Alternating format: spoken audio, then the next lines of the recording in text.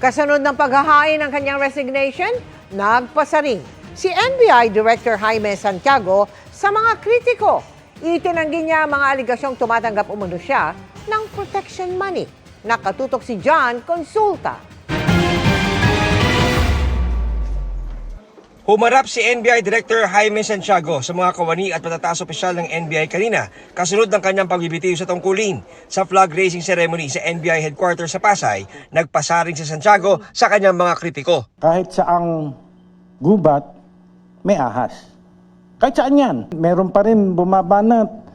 Sinabi ko raw, something like the NBI is run by mafia.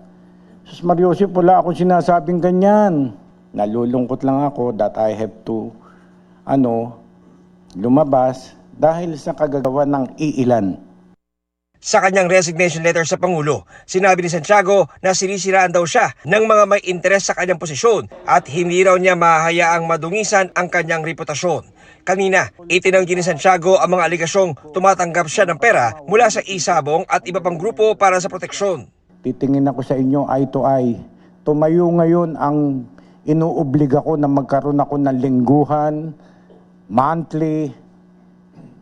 Tumayo ngayon, parang awa nyo na. Kung meron akong inuutusan sa inyo na magbigay sa akin ng pera. Sa panunungkulan ni Santiago mula July 2024, hinawakan ng NBI ang ilang sensitibong kaso tulad ng case build-up laban kay Bamban Mayor Alice Guo, pagsundo kay dating Congressman Arnulfo Teves Jr. mula Timor-Leste, pag-intercept sa isang barko na may kargang langis sa Bataan, sunod-sunod operasyon laban sa ilang Chinese na sinasabing nasa likod umano ng espionage sa bansa, at pag-aresto sa isang alkalde sa San Simon, Pampanga dahil umano sa pagtanggap ng suhol. Sabi ni Santiago, handa siyang manatili sa pwesto hanggang sa makapili ang Pangulo ng kapalit niya. Ang kanyang request sa kanyang resignation is that he will stay on until the appointment of his successor.